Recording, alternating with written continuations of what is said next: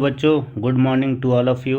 My self Raveer, welcome to my new YouTube channel CBSE solution 2.0।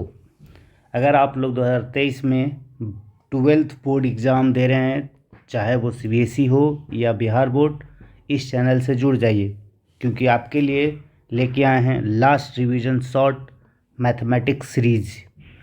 इस chapter में हम first chapter जो आपके NCERT रिलेशन एंड फंक्शन से है उसके बारे में आज डिस्कस करेंगे। इसमें ना सिर्फ चैप्टर्स के मेन टॉपिक्स पे बात करेंगे, साथ में पीछे पूछे गए सवाल को किस तरीके से सॉल्व करना है उसके बारे में भी बात करेंगे। तो स्टार्ट करते हैं रिलेशन एंड फंक्शन। तो रिलेशन एंड फंक्शन स्टार्ट करने से पहले हम बात करेंगे, एक टर्म है जिसको आप बात जानते होंगे, that is called Cartesian product.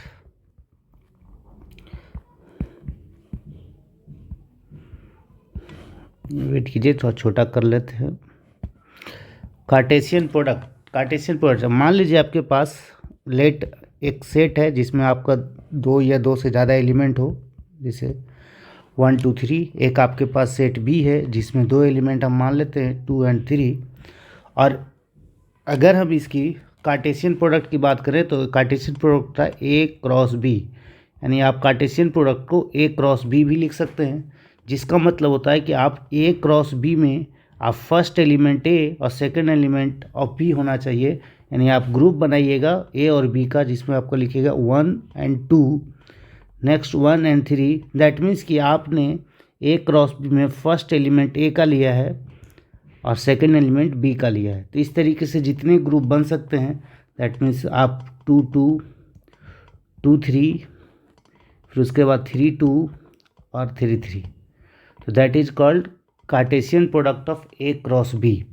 Similarly अगर आप कोई कहे B क्रॉस A किस तरह निकलेगा, तो B क्रॉस A के लिए आप सेम चीज़, बस इसमें आपको ये करना है कि आपका फर्स्ट एलिमेंट A का और B का होना चाहिए एंड सेकंड एलिमेंट A का होना चाहिए। जैसे मीन्स कि आपको 2 के साथ 1 का रिलेशन हो, 2 1, फिर 2 2, फिर 2 3, सेम एज 3 1, 3 2 एंड 3 3।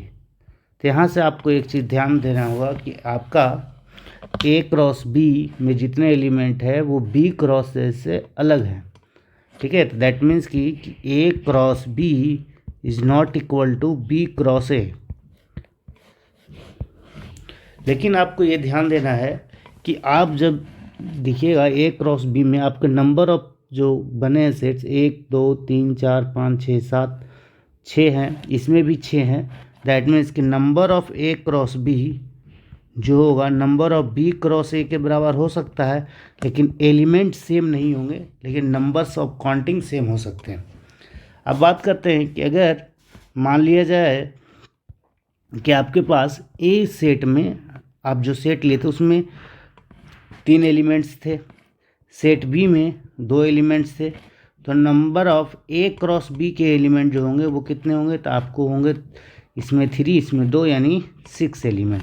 यानी अगर आपके पास एक सेट है जिसमें आपका M एलिमेंट है, काउंट करके M एलिमेंट है, और आपका सेट B है जिसमें आपका N एलिमेंट है, तो A क्रॉस B का नंबर जो बनेगा वो आपका बनेगा M इंटू N। ठीक है, सबको समझ में आ रहा है। तो ये A क्रॉस B इसी को कहते हैं क्रॉस प्रोडक्ट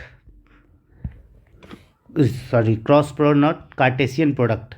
अगर हम कार्टेशियन प्रोडक्ट के आगे की हम बात करें तो सिर्फ कार्टेशियन प्रोडक्ट दो अलग अलग सेट्स पे नहीं निकाले जाते। मान लीजिए आपके पास सेट A के है 2 3 4 दिया हुआ एक सेट।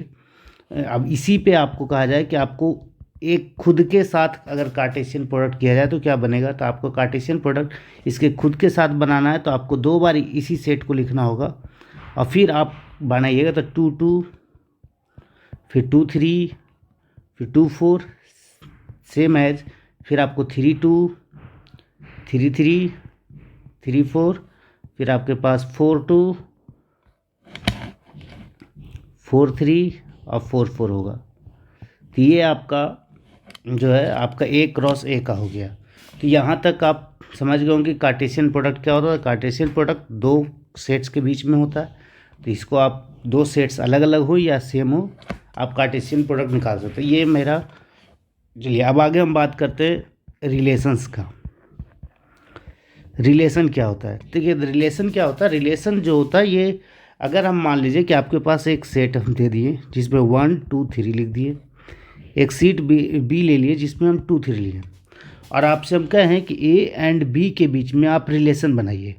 तो आप रिलेशन जस्ट ए और बी के बीच में हमने रिलेशन बनाया कि इन दोनों के बीच में है कि जो ए के एलिमेंट है, यानी ए के एलिमेंट मान लीजिए आप एक कोई ए मान लेते हैं और बी के एलिमेंट में आप बी मान लेते हैं।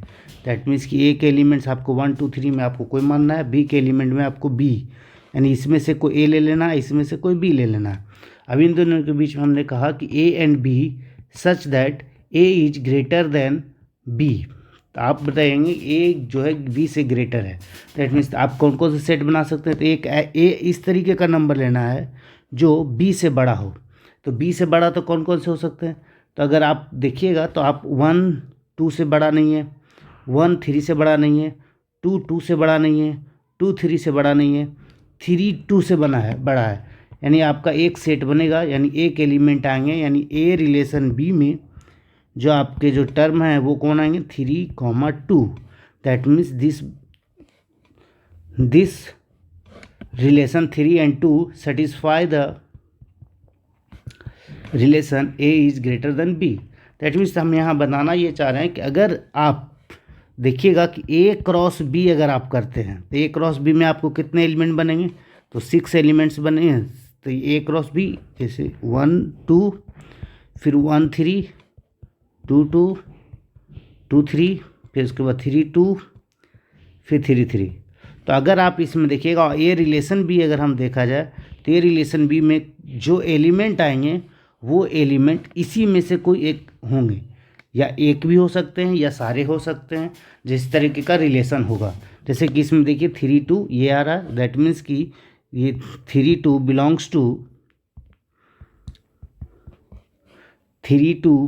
टू ए क्रॉस बी, यानी 3 2 जो है ए क्रॉस बिलोंग कर रहा है किसे? ए क्रॉस बी से। दैट मीन्स कि यहाँ से एक चीज़ इम्पॉर्टेंट ये है कि जितने भी रिलेशंस होते हैं, चाहे आप किसी के बीच में रिलेशन बना रहे हो, वो अपने क्रॉस कार्टेशियन प्रोडक्ट के सबसेट होते हैं। यानी a relation B is a subset of A cross B. ठीक है, तो ये चीज़ें ये इक्वल भी हो सकते हैं जिस तरीके से। अगर हम आगे की बात करें तो आगे जो हमारा इम्पोर्टेंट है वो है हमारा डोमेन एंड रेंज की बात करते हैं। डोमेन एंड रेंज, तो what is domain and range? तो डोमेन रेंज, जब हम किसी के साथ रिलेशन बना रहे हैं, जैसे कि मान लिया जाए कि आपके पास एक सेट है जिसमें एलिमेंट दिए हैं 1 2 3 सो ऑन 16 एलिमेंट हमने लिए हैं इसमें, और हम जो है एक रिलेशन सपोज कर रहे हैं, लेट ए रिलेशन ए, यानी ए का एक ही साथ रिलेशन ये है कि इसमें जो एलिमेंट होंगे आर जो है वो इस तरीके से डिफाइन किया गया कि आपको एक एलिमेंट ए एंड बी लेना है such that B is equal to A square, B is equal to A square, where आपको जो ए और बी के बारे में वो आपको ए के ही एलिमेंट होंगे, यानी बी ए और बी जो दोनों एलिमेंट है वो ए के ही एलिमेंट है, लेकिन बस ये है कि बी बराबर ए स्क्वायर है। तो अगर आप इस रिलेशन में अगर आप निकालना चाहें तो क्या क्या निकालेंगे? तो इस रिलेशन के जो एलिमेंट होंगे, आप अगर सोचिए कि बी भी एलिमेंट आपका एक ए से ही है, ए का एलिमेंट भी आपका ए से ही है, तो ए के एलिमेंट की जगह हम 1 लेते हैं। जब ए के एलिमेंट यानी फर्स्ट एलिमेंट हम 1 ले रहे हैं तो जाहिर सी बात है अगर ए डालेंगे तो बी का वैल्यू 1 होगा, फिर अगर 2 डालेंगे तो आपका वैल्यू हो जाएगा 4, फिर 3 डालेंगे तो आपका वैल्यू हो जाएगा 9, अगर 4 डालेंगे तो आपका वैल्यू हो जाएगा 16। लेकिन अगर जब 5 डालेंगे तो आपका 25 है, जो 25 is not the element of A. That means कि आपको ये नहीं लेना, यानी आपका जो है ये 4 ही ऐसे रिलेशंस को सेटिस्फाई करेंगे जो ये रिलेशन के बीच में है। तो अगर हम बात करें कि अगर तो हम इसमें हम बात कर रहे थे डोमेन और रेंज की, तो डोमेन क्या होता है? तो डोमेन दैट मीन्स कि आपका first element of any relation, first element of any relation is called domain, तो यानी किसी भी रिलेशन का जो फर्स्ट एलिमेंट होगा वो उसका डोमेन कहलाएगा। दैट मीन्स कि आप इसमें अगर देखा जाए तो इस पूरे रिलेशन में आपका जो है 1 2 3 एंड 4 इज कॉल्ड डोमेन। ये डोमेन है किसका? इस रिलेशन का ए आर से आर, यानी एक रिलेशन जो बनाए थे हमने ए के साथ, जिसमें बताए थे कि B is equal to A square, तो उसका जो फर्स्ट एलिमेंट जो है that is called the domain of relation. लेकिन अगर हम रेंज की बात करें तो रेंज क्या होगा? तो रेंज आपका हो जाएगा कि अगर हम जस्ट इसमें फर्स्ट एलिमेंट लिए तो इसमें हम लिखेंगे second element of any relation. किसी भी रिलेशन का सेकंड एलिमेंट जो होगा वो कहलाएगा क्या? डोमेन।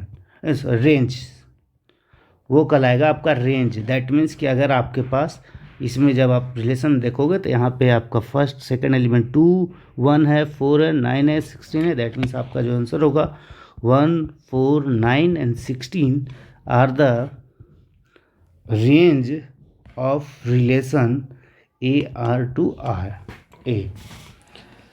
तो ये हमारा था डोमेन एंड रेंज। आपको अच्छे समझ में आ गया? चलिए हम आगे बात करते हैं। तो आपका आगे जो है आपका जो है types of relation. Types of relation वो क्या होता है?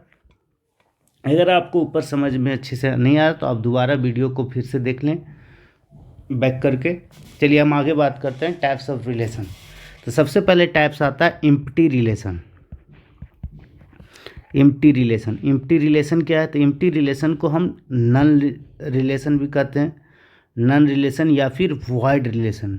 वॉइड रिलेशन दैट मीन्स कि ये किस तरीके से समझा जाए? तो मान लीजिए आपके पास एक सेट है, हमने एक सेट लिया 1 2 3 एंड 4, और आपने इसमें एक ए के साथ ही हमने एक और ए के साथ ए का रिलेशन बनाया, जिसमें हमने कहा कि एक रिलेशन है इसमें ए और बी, हमने एक एलिमेंट लिया है जो ए और बी जो एलिमेंट है वो ए का ही एलिमेंट है, सच दैट कि A plus B is equal to 8। हमने कहा ए प्लस बी का वैल्यू 8 है। तो अगर आप देखिएगा जहाँ पे ए और बी बिलोंग कर रहा है किससे? ए से। तो अगर ए प्लस बी, तो आप इसमें से कोई भी एलिमेंट दो उठा लीजिए, इन दोनों का सम कभी भी 8 के बराबर नहीं होगा। दैट मीन्स कि R is an empty relation. R को कहेंगे एम्प्टी रिलेशन। एम्प्टी रिलेशन को हम डिनोट भी करते हैं कि A R A is equal to also denoted as 5। इसको हम पढ़ते हैं 5। तो अगर आप देखा जाए तो एक ये इंपॉर्टेंट नोट याद रखिएगा कि कोई भी एम्प्टी रिलेशन जो होता है, एम्प्टी रिलेशन हमेशा किसी भी सेट का सबसेट होता है। यानी empty relation is a subset of any relation. Empty relation is a subset of any relation. ये आपका ऑब्जेक्टिव के लिए बहुत इंपॉर्टेंट है। चलिए अब आगे बात करते हैं। हमारे पास ज़्यादा नहीं है, एग्ज़ाम भी बहुत समय जल्दी आ गया है, तो इसीलिए हमें जल्दी से ही क्विक रिवीजन करना पड़ेगा। तो हम आगे बढ़ते हैं यूनिवर्सल रिलेशन। अगला जो है यूनिवर्सल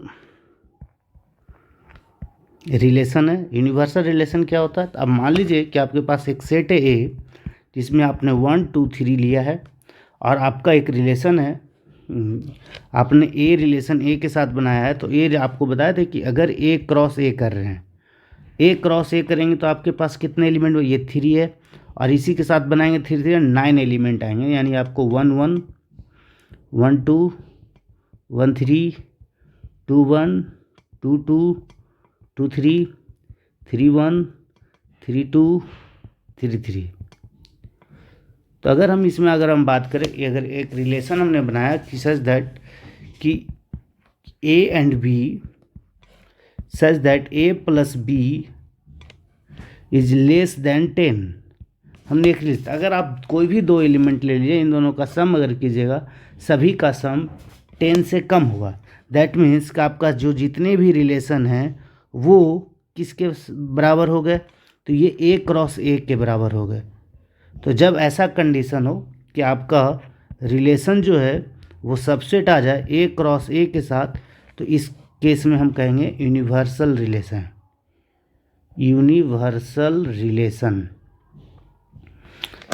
चलिए अब आगे आते हैं नेक्स्ट रिलेशन पे, टाइप्स पे। तो है identity relation. Identity relation. What is identity relation? Identity relation को डिनोट करते हैं आई ए से, यानी ये भी एक तरह का रिलेशन है। मान लीजिए एक ऐसा रिलेशन जो हमने कहा और इसमें हमने ए लिया और ए के साथ ही हमने रिलेशन बनाया, दैट मीन्स जब ए हमने रिलेशन ए के साथ ही बना रहे हो तो इस तरह का कहेंगे कि आइडेंटिटी रिलेशन, जहाँ ए बिलोंग कर रहा हो किससे, ए से, तो इस तरह के रिलेशन को कहेंगे आइडेंटिटी रिलेशन। चलिए आगे बढ़ते हैं। वेरियस टाइप्स और भी हैं जो सबसे इम्पोर्टेंट जो क्वेश्चन एग्ज़ाम के इम्पोर्टेंस व्यू से पूछे जाते हैं वो है हमारा कि मान लीजिए कि लेट हमने मान लिया let A B a non-empty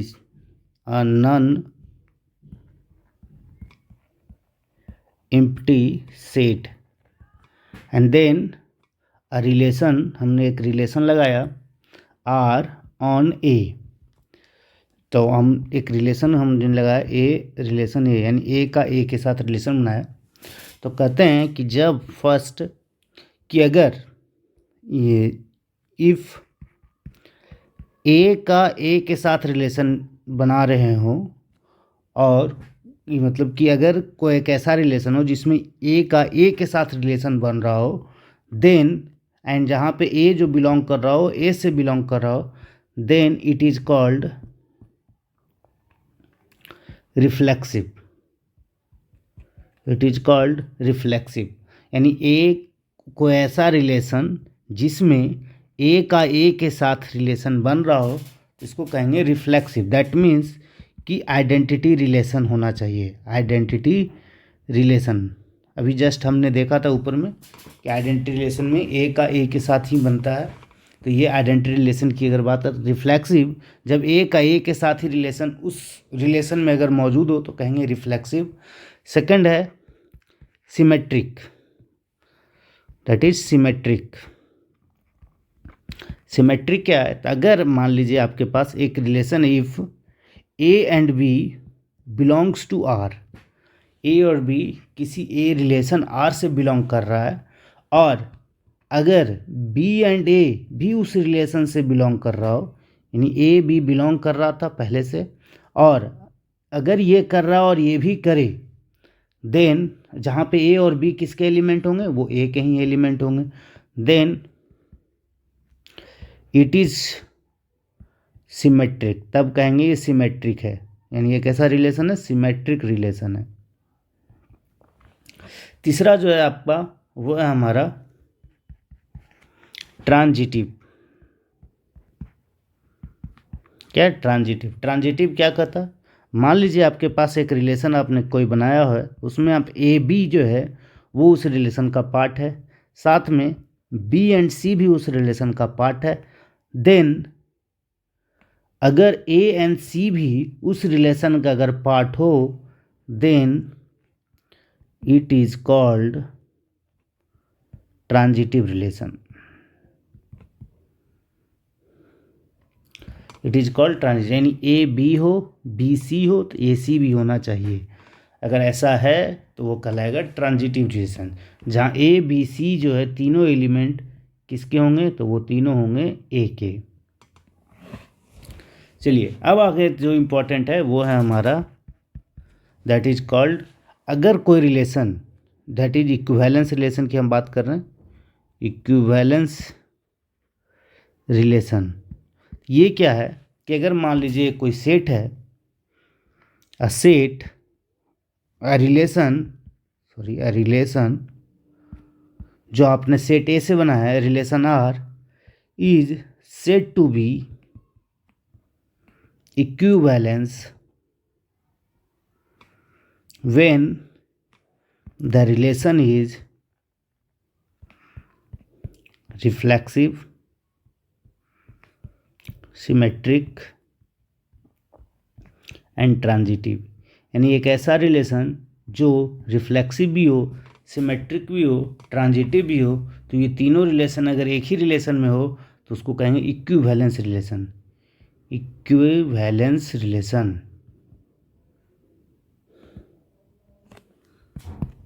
equivalence relation चलिए अब आगे बात करते हैं एग्जाम्पल कैसे पूछना था।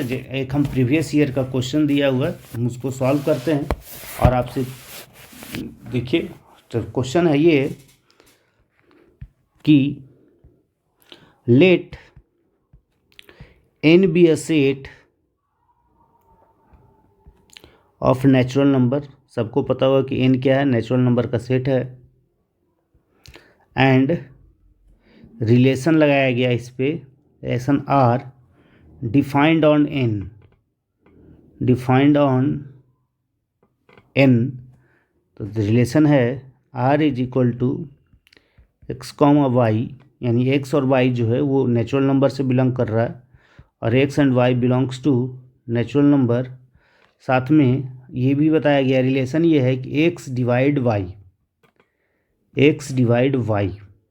तो आपको बताना ये है कि verify that the r is an equivalence relation. तो इस तरीके से ये प्रीवियस ईयर का क्वेश्चन पूछा हुआ है, आपको इस तरीके किस तरीके से सॉल्व करना है ये हम बात करेंगे। तो चलिए हम बात करते हैं सॉल्यूशन पे। सॉल्यूशन है तो आपको सबसे पहले क्या करना है, let x y and z belongs to n। हमने 3 एलिमेंट लिया है जो किससे बिलोंग कर रहा है, नेचुरल नंबर से। लेकिन सबसे पहले हम अगर फर्स्ट की बात करें, इक्विवेलेंस रिलेशन प्रूफ करने के लिए आपको 3 चीज़ें प्रूफ करनी है। यानी वो क्या होना चाहिए, वो रिफ्लेक्सिव होनी चाहिए, वो सिमेट्रिक होने चाहिए, साथ में वो ट्रांजिटिव होने चाहिए। तो रिफ्लेक्सिव में बात की थी कि दोनों अगर कोई ऐसा रिलेटेड हो, तो मान लीजिए आपने एक एलिमेंट लिया x जो उस रिलेशन से बिलोंग कर रहा है, x जो उस रिलेशन से बिलोंग यानी इस रिलेशन से बिलोंग कर रहा है, x रिलेशन x। अगर x को x के साथ रिलेशन कर बनाएंगे दैट मीन्स कि x डिवाइड x। तो आप जानते हैं कि अगर 2 नेचुरल नंबर हों और दोनों अगर सेम हैं तो दोनों एक दूसरे को क्या करेंगे, एक दूसरे को डिवाइड करेंगे। दैट मीन्स कि x रिलेशन x जो है ये वैलिड है, यानी ये इस कैरी करता है कि अगर आप दो अगर नेचुरल नंबर है तो 2 नंबर एक दूसरे को डिवाइड करेंगे, चाहे वो x कोई भी हो। यानी for all x belongs to a, यानी a not natural number, for x belongs to natural number. So यहाँ से हम कह सकते हैं कि यहाँ r जो है r इज ए रिफ्लेक्सिव। यहाँ से एक यानी यहाँ पे रिफ्लेक्सिव के लिए हो गया। अब हम बात करते हैं दूसरे पार्ट पे, जिस इट इज कॉल्ड सिमेट्रिक। तो हमने क्या 2 एलिमेंट ले लेते हैं, लेट x रिलेशन y, हमने एक एलिमेंट लिया x और y लिया, जिसमें हम कहें हैं कि x जो है रिलेशन y से वैलिड कर रहा है। इसका मतलब x divide y। That means कि अगर x और y को डिवाइड करता है तो दैट मीन्स कि x और y बिलोंग्स टू रिलेशन। तो दैट मीन्स अगर इसको सिमेट्रिक होना है तो y भी डिवाइड होना चाहिए किससे, x से। तो ये क्या ये पॉसिबल है, तो दैट इज़ नॉट पॉसिबल, क्योंकि अगर x y को डिवाइड करे तो ज़रूरी नहीं कि y भी x को डिवाइड करे। जैसे अगर 4 2 को डिवाइड कर रहा है, 4 को 2 डिवाइड कर रहा है तो 2 को 4 नहीं डिवाइड करता, क्योंकि आपको एक नेचुरल नंबर नहीं दे रहा है। दैट मीन्स कि यहाँ पे ये जो वैलिडेशन है, यानी आपका जो x y से बिलोंग कर रहा है तो y x से बिलोंग नहीं कर रहा है उस रिलेशन में। That means it is not a symmetric relation. अब जब सिमेट्रिक रिलेशन नहीं है तो दैट मीन्स कि आपका इक्विवेलेंस रिलेशन भी नहीं है, तो आपको ट्रांजिटिव करने की ज़रूरत नहीं है, क्योंकि आपको यहीं से जब कोई भी एक अगर फेल कर गया तो यानी आपका ये रिलेशन फेल कर गया, यानी सिमेट्रिक रिलेशन नहीं हुआ, तो यानी आपका सिर्फ रिफ्लेक्सिव है, सिमेट्रिक नहीं है। अगर सिमेट्रिक होता तो हम चेक करते ट्रांजिटिव का, अगर ट्रांजिटिव होता तो आगे देखते, फिर कहते कि क्या है कि वो सिमेट्रिक है, इक्विवेलेंस है या नहीं। तो ये था रिलेशन पे। इसी तरीके के क्वेश्चन पूछे जाएंगे आपको, इक्विवेलेंस रिलेशन क्या है आपको। तो आगे चलिए हम आगे नेक्स्ट पार्ट पे चलते हैं। नेक्स्ट पार्ट है हमारा फंक्शन। इस पे भी बहुत सारे क्वेश्चंस बनते हैं, हर साल पूछे जाते हैं। तो हम फंक्शन पे चलते हैं। फंक्शन क्या है? तो फंक्शन को समझने के लिए थोड़ा सा हम दिमाग लाएंगे और थोड़ा सा ध्यान से कॉन्सेंट्रेट करेंगे। तो हम मानते हैं let two non empty set हमने लिया ए एंड बी, हमने दो नन एम्प्टी सेट लिया ए एंड बी। तो है रिलेशन, फंक्शन है क्या? तो हमने कहते हैं कि देन अगर बुक के हिसाब से रिलेशन से अगर चलें तो कहता है कि फंक्शन वो है जो एक रूल की तरह काम करता है। मान लीजिए आपने एक रूल लगाया F which associates to each element X belongs to A. अब ये क्या है? तो हम इसको अच्छे से समझते हैं। तो कह रहा है कि मान लीजिए कि आपके पास दो सेट्स हैं, एक सेट ए है एक बी सेट है जो नन एम्प्टी हैं। तो कहता है कि एक ऐसा रिलेशन, मतलब एक ऐसा रिलेशन जो एफ से डिनोट किया जा रहा है, एक ऐसा रिलेशन जो एफ से डिनोट किया है जिसमें हम ए डाल रहे हैं और हमें बी मिल रहा हो। यानी एक ऐसा रिलेशन जो एफ से डिनोट किया जा रहा है जिसमें हमने ए डाला और हमें बी के एलिमेंट, यानी ए के एलिमेंट डालें और हमें बी के एलिमेंट मिलें। तो ये जो ए है इसमें क्या है? तो एलिमेंट ऑफ ए, और ये जो बी है ये क्या दे रहा है? एलिमेंट ऑफ बी दे रहा है। यानी आपने ए के एलिमेंट्स को डाला और बी के एलिमेंट अगर आपको मिल रहे हैं देन हम कहेंगे F is function from A to B. Similarly अगर आपके पास कोई एक ऐसा रिलेशन होता जो एफ से डिनोट करते और बी के वैल्यू डालते और ए मिलता, तो हम इसको कहते F is function from B to A. ठीक है, तो हम आगे बात करते हैं। तो अगर ए टू बी है तो इसको हम डिनोट करते हैं, जो एलिमेंट आप डाल रहे हैं ए को उसको हम डिनोट करते हैं एक्स से। यानी एफ ऑफ एक्स जो बिलोंग कर रहा है, एक्स बिलोंग्स टू ए, और ये दे क्या रहा है? बी। दैट मीन्स हम इसे वाई से डिनोट करेंगे। तो Y is element of B. तो that is F of X gives Y, जहाँ पे एक्स बिलोंग कर रहे हैं ए से और वाई बिलोंग कर रहे हैं बी से। दैट मीन्स अगर आपके पास एक एग्जाम्पल लेकर हम समझाएं आपको, तो लेट एक सेट है जिसमें लिखा हुआ है 1 2 3 4, और एक सेट बी है जिसमें लिखा हुआ है 1 4 9 16 17 एंड 18। ये आपके एलिमेंट्स हैं। तो हमने एक ऐसा रिलेशन बनाया जिसमें हमने एक्स डाला और हमें वाई मिलना चाहिए, लेकिन ये रिलेशन है कि F of x is equal to x square, यानी F of x is equal to x square gives Y. That mean आप एक्स डालोगे और वाई मिलेगा।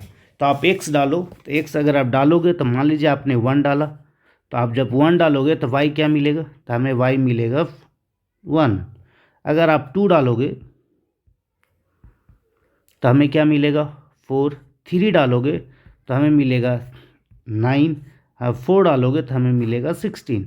लेकिन अगर आप 5 डालोगे तो आपको आगे 5 है, इसमें ए में नहीं है और बी में भी आपको 25 नहीं है। तो आप यहाँ से, यानी आपने एक्स डाला और ये वाई मिला, तो ये एक्स जो आपने डाला वो ए का एलिमेंट था, जो वाई आपको मिला वो बी का एलिमेंट था।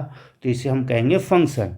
यानी जहाँ पे अब हम फंक्शन को और अच्छे से जाने तो क्या है, तो अब एक किस में पूछा जाता है domain of function and domain of function. साथ में आपको ये भी पूछा जाएगा रेंज ऑफ फंक्शन। इससे पहले जब हम पढ़े थे domain and range of relation, तो हम डोमेन और रेंज ऑफ रिलेशन में हमने जाना था कि डोमेन और रेंज ऑफ रिलेशंस क्या होते हैं। तो जो फर्स्ट एलिमेंट ऑफ रिलेशन होता है वो कहलाता है domain, and second element of relation जो होता है वो कहलाता है रेंज। लेकिन यहाँ पे फंक्शन के डोमेन और रेंज होंगे, तो यहाँ पे फंक्शन के डोमेन और रेंज जो होते हैं वो क्या होते हैं? तो ये होंगे जो एलिमेंट, यानी आपने एक जो फंक्शन बनाया है एक्स और जो वाई दे रहा है, तो ये जो वाई एक्स जो इसमें डला रहा है, यानी जो आपने एक्स डाल रहे हो, that is the element of A. Element of A is called the domain, यानी जो आपने उस फंक्शन में आप वैल्यू डालो, यानी जो वैल्यू आप डाल रहे हो वो कहलाएगा डोमेन, और जो वैल्यू मिल रहा है डालने के बाद यानी that is Y, this is the range, this is the range of function, that is a range of function, यानी जो आपने डाला that is called domain, and जो आपको मिला दैट इज कॉल्ड रेंज। लेकिन एक वर्ड आता है जिसमें लोग बहुत सारे कंफ्यूज करते हैं, दैट इज कॉल्ड को डोमेन। क्या होता है को डोमेन? क्या होता है? तो जस्ट आप एक ऊपर एग्जांपल आपने देखा होगा कि जब आपकी बात इस रिलेशन में हम बात कर रहे हैं तो इसमें आपने x निकाला, आपने x डाला, आपको y मिला, तो जो जितना x डाले वो आपका डोमेन हो गया, जो आपको मिला वो आपका रेंज हो गया। लेकिन जब आप सेट ए में देखें तो सेट ए का एलिमेंट सारा डोमेन है, सेट बी के एलिमेंट में जिसके साथ ए जुड़ा वो आपका रेंज है, लेकिन जो बाकी बच गया वो तो रह गया। तो कहता है कि codomain all element of B is called codomain, यानी बी के सारा एलिमेंट क्या कहलाएगा? कोडोमेन कहलाएगा। तो यहाँ पे the element belongs to B is called codomain. That means ये हम कह सकते हैं कि जो रेंज है वो सबसेट है किसका? कोडोमेन का। रेंज जो है सबसेट है कोडोमेन का, यानी रेंज जो होगा वो कोडोमेन के ही अंदर से आएगा। कोई दिक्कत? चलिए अब आगे थोड़ा सा और समझ लें इसको अच्छे तरीके से कि मान लीजिए कि अगर ग्राफिकली आपको समझाएं तो मान लीजिए आपके पास एक फंक्शन है f(x) जो आपको y दिया जा रहा है, तो जो x एलिमेंट है वो इससे आ रहा होगा, y जो एलिमेंट है वो इसमें आ रहा होगा। यानी इसमें हमने एलिमेंट ले लिया 1 2 3 4, इसमें हमने ले लिया 1 4 9 एंड 16। तो जब आपका ये F of X is equal to Y, यहाँ पर हमने रिलेशन निकाला F of X is equal to x square gives Y, जब आप x डालोगे 1 तो 1 मिलेगा, 2 डालोगे 4 मिलेगा, 3 डालोगे 9 मिलेगा, 4 डालोगे 16 मिलेगा। तो ये जो जिसके साथ ये यूज्ड है दैट इज कॉल्ड, जो आपने डाला है x value that is called domain, जो आपको मिला है दैट इज कॉल्ड रेंज। तब इसमें अगर हम बात करें कि इसमें कोडोमेन क्या होगा, तो कोडोमेन भी जो रेंज होगा वही कोडोमेन होगा। यानी यहाँ पे रेंज और कोडोमेन दोनों सेम हो जाएगा, क्योंकि codomain set of all element, element of set B, या बी कहिए यहाँ पे वाई के कहिए जो भी, तो ये कोडोमेन कहलाएगा। और रेंज क्या कहलाएगा? तो रेंज यानी इसी जिसके साथ एक्स क्या आप डाल रहे हो और जो वाई मिल रहा है दैट इज कॉल्ड रेंज। चलिए अब आगे हम बात करें तो आगे जो है एक वर्ड यूज होता है, कभी कभी आप सुने होंगे, image and pre image. Image and pre image ये क्या है? इमेज एंड प्री इमेज की बात करें तो मान लीजिए कि आपने जब आप एक फंक्शन डिफाइंड कर रहे हैं, आपने एक फंक्शन डिफाइंड किया f(x) और वो y मिल रहा है, यानी आपने x डाला, इसमें x डाला है आपने और हमें क्या मिल रहा है? y। तो अगर जो x आपने डाला है वो वैल्यू आपने ले लिया, जैसे कि इसमें हमने ऊपर जस्ट एग्जांपल हमने लिया था 1 2 3 4 और हमें मिला 1 4 9 16, तो 1 से 1 2 से 4 3 से 9 और 4 से 16। तो x के रेस्पेक्ट में जो हमें y मिला, यानी x जो हमने डाला और जो हमें y मिला, तो that means y is called image of x, image of x, y is called image of x। यानी जो हमने x डाला है और जो हमें उसके रेस्पेक्ट में यानी जो हमें y मिला है, तो कहेंगे y is called image of x। Just इसी का उल्टा अगर हम बात करें कि हमें जो y मिला है वो किसके रेस्पेक्ट में मिला है, x के रेस्पेक्ट में मिला है। तो x is called pre image of y, यानी just image and pre image जो है, अगर सीधी सीधी बात बोला जाए तो y is called image of x। That means कि रेंज जो है वो रेंज इज इमेज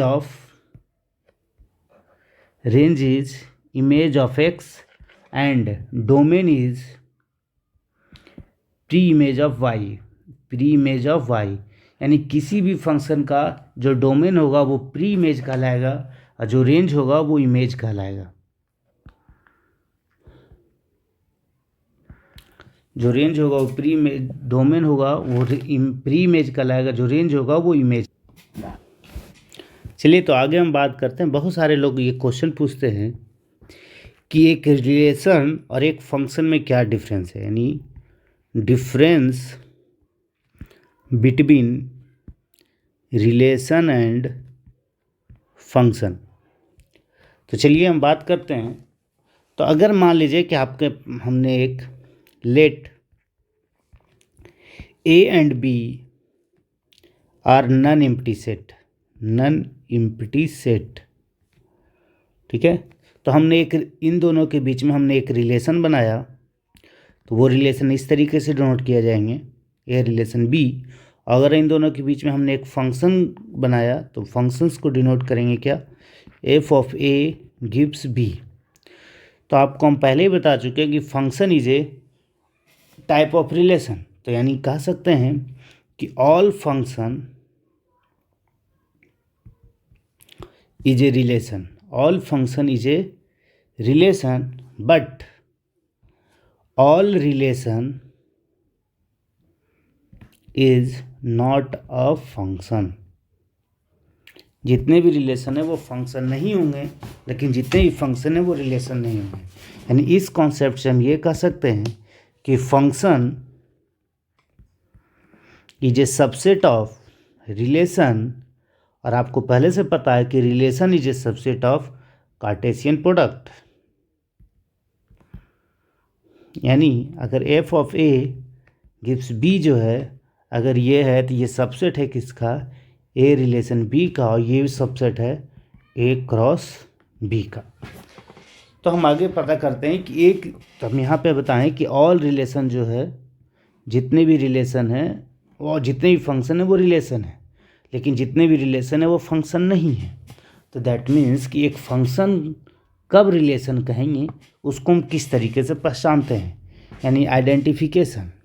तो यहाँ पे हम बात करेंगे आइडेंटिफिकेशन की, कि एक फंक्शन को किस तरीके से आइडेंटिफाई करेंगे कि वो एक रिलेशन है।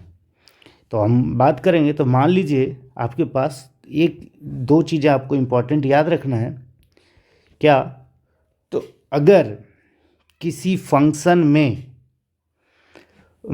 अगर आपने जस्ट ये दो स्टेटमेंट याद रखना है, every X of A have a value Y in we.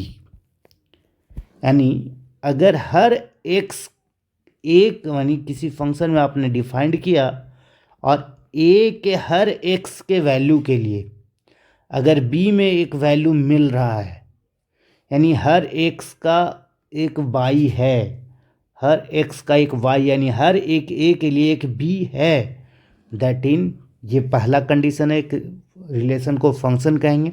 और दूसरा जो मोस्ट इम्पॉर्टेंट है कि एवरी एक्स हैव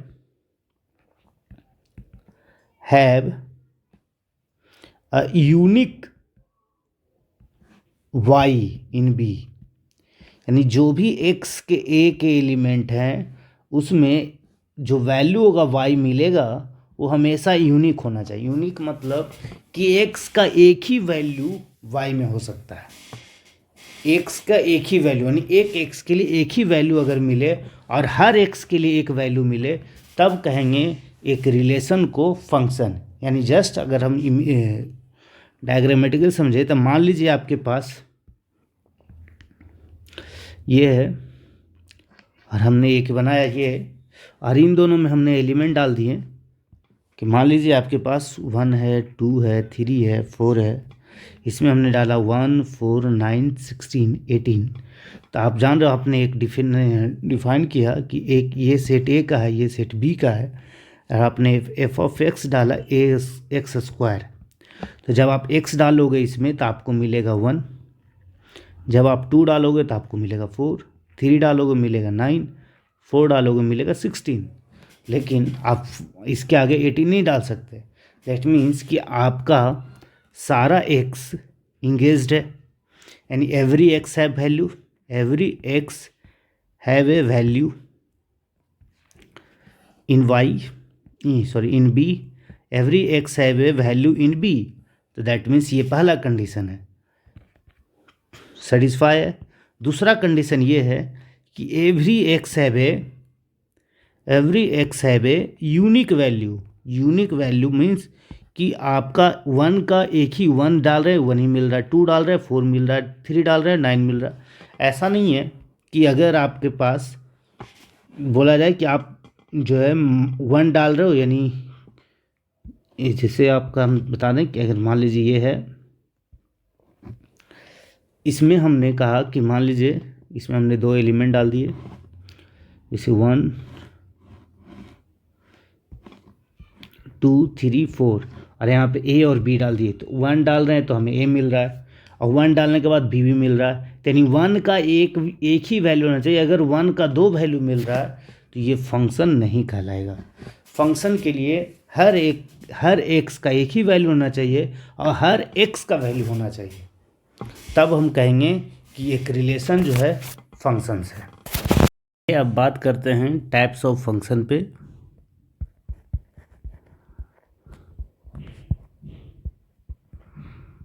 क्या होता है टाइप्स ऑफ फंक्शन? सबसे पहले हम जाते हैं मेनी वन।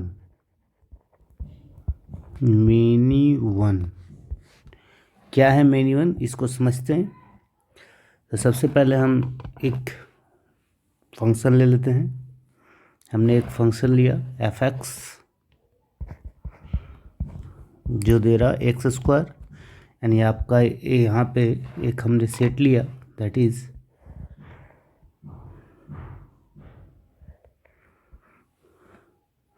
इस सेट में हमने कुछ एलिमेंट्स डाले, इसमें -1, 1, 2, -2, 4, जो भी वैल्यू हमने लिए हैं इसमें हम डाले 1, 4, 9, 16। तो हम जब डिफाइन करेंगे तो आप डालेंगे कि एक्स का जब इसमें आप वैल्यू डालोगे आपको उसके रेस्पेक्टिव 1 मिलेगा।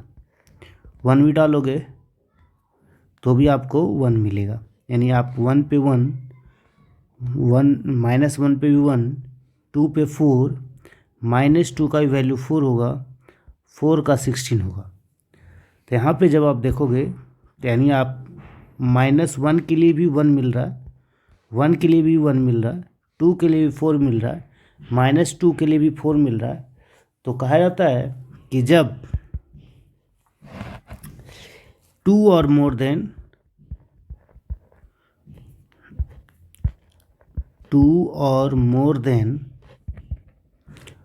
2 element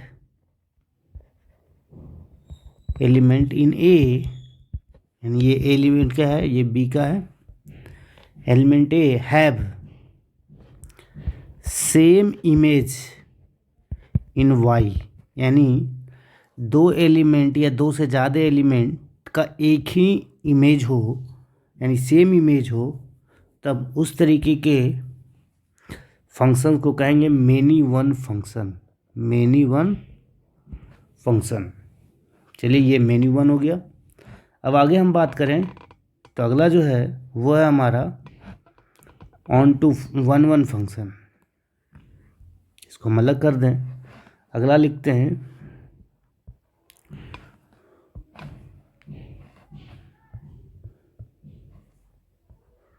one function.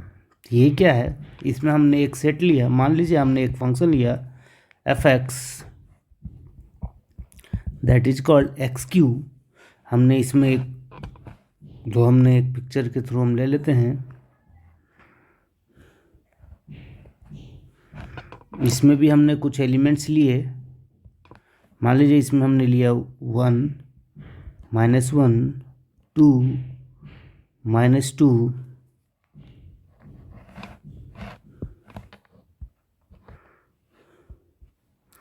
3 4 so on.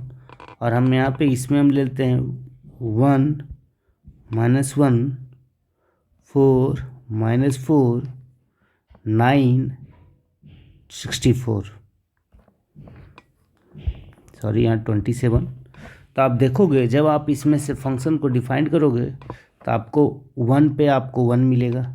आप इसमें 1 डालोगे आपको 1 का क्यूब 1 मिलेगा, -1 का भी क्यूब -1 मिलेगा, -2 का क्यूब, सॉरी यहाँ पे एलिमेंट होने चाहिए 8 एंड -8, यानी आप -2 डालोगे -8 मिलेगा, 2 डालोगे 8 मिलेगा, 3 डालोगे 27 और 4 डालोगे 64। तो यहाँ जब देखोगे तो हर x के लिए एक ही y हो, हर x के लिए एक ही y हो, तो कहेंगे every x have a unique y, ठीक है, देन कॉल्ड 1 फंक्शन, तब कहेंगे 1 फंक्शन। लेकिन इस केस में था कि आपको दो एक्स के लिए एक ही वाई था, लेकिन यहाँ हर एक एक्स के लिए एक ही वाई है, तो हम कहेंगे कि ये 1 फंक्शन है। किसी को समझने में दिक्कत? आई होप सबको समझ में आ रहा होगा। आगे हम बात करें तो अगला जो है वो है हमारा next number, third number, that is called onto function.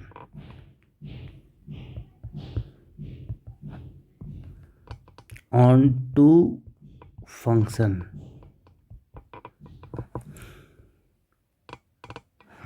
Onto function क्या है? ऑनटू फंक्शन तो हम यहाँ पे भी हम कुछ एग्जांपल लें। एक ऐसा फंक्शन मान लीजिए कि हमने एक फंक्शन लिया f(x) = x², तो हमने एक बना लेते हैं।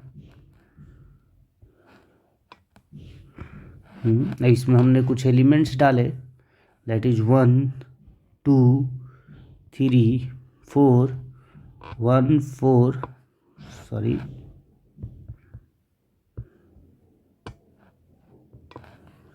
1 2 3 4 1 4 9 एंड 16। तो जब आप इसका रिलेशन बनाएगा तो जब आप 1 डालिएगा 1 मिलेगा, 2 डालिएगा 4 मिलेगा, 3 डालिएगा 9 मिलेगा एंड 4 डालिएगा 16 मिलेगा। तो यहाँ पे देखिएगा जब आप 1 फंक्शन आप दोनों डिफाइन करते हैं तो ये दोनों डोमेन पे डिफाइन होता है।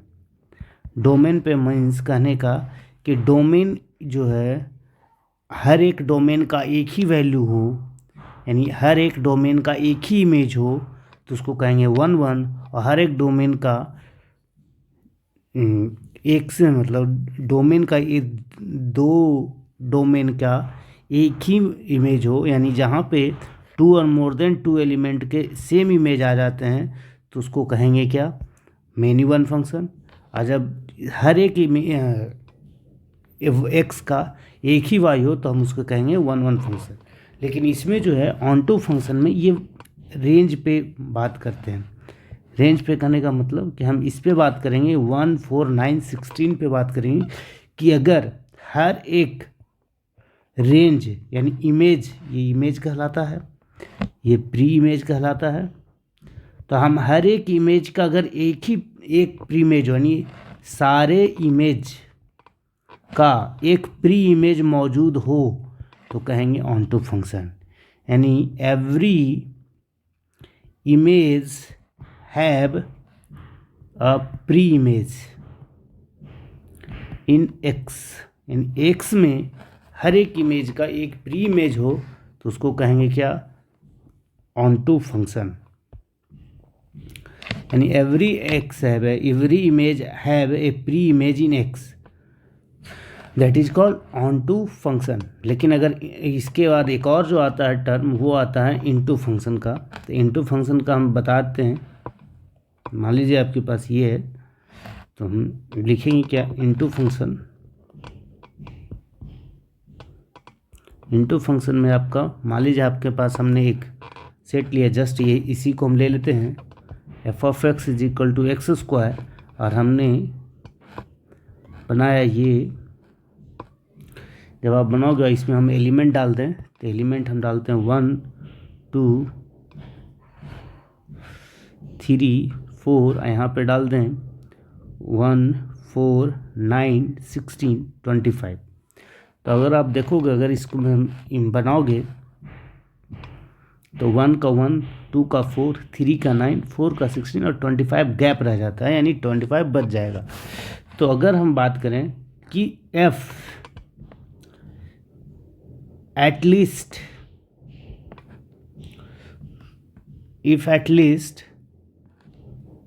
a single element of B has no pre-image in A, यानी ए का कोई एक कम से कम एक ऐसा एलिमेंट जिसका प्री इमेज ए में मौजूद ना हो, तो हम उसको कहेंगे इनटू फंक्शन।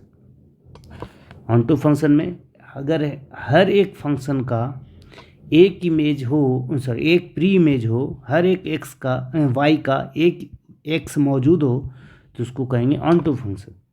लेकिन जब 1 1 और मेनी 1 के केस में बात कर रहे थे तो हम एक्स की बात कर रहे थे, इसमें हम वाई की बात कर रहे थे, इसमें हम एक्स की बात कर रहे थे, जिसमें हम बताए थे कि अगर हर एक्स का एक ही वाई हो तो उसको कहेंगे 1 1, और कम से कम 2 या 2 से ज़्यादा एक्स का एक ही वाई हो, यानी 2 और more than 2 element in same have image in Y, same image in Y, then उसको कहेंगे मेनी 1 फंक्शन। चलिए अब आगे डिस्कस करें। तो आगे ये है कि जो ये 1 1 फंक्शन है इसको हम इंजेक्टिव फंक्शन भी कहते हैं, इंजेक्टिव फंक्शन, और ऑनटू को कहते हैं सरजेक्टिव।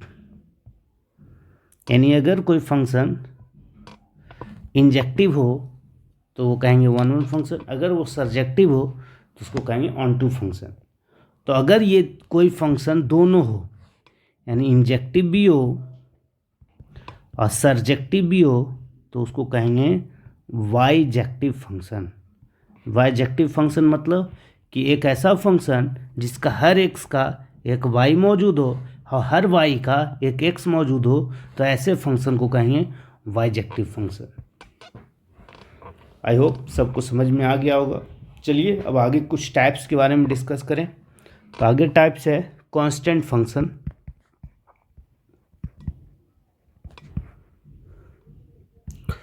क्या है कांस्टेंट फंक्शन? तो कांस्टेंट फंक्शन मतलब होता है कि अगर आप एक्स कुछ भी डालो आपको एक कांस्टेंट नंबर मिल रहा हो, यानी जैसे F of x is equal to 4 दिया हुआ, तो आप एक्स इसमें कुछ भी डाल दो आपको 4 ही मिलेगा। तो ऐसे फंक्शन जहाँ पे इमेज जो है आपका एक ही कोई कांस्टेंट नंबर हो और आप एक्स चेंज कर रहे हो, कितना भी चेंज कर लो, दैट इज कॉल्ड,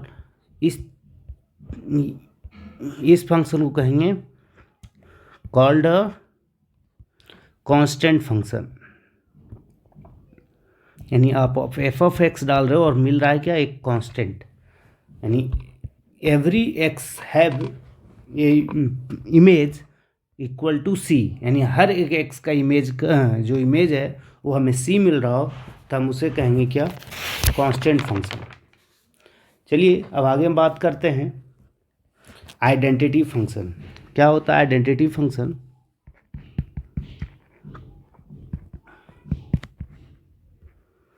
समझिए, तो आइडेंटिटी फंक्शन होता है कि मान लीजिए आपने ये जो है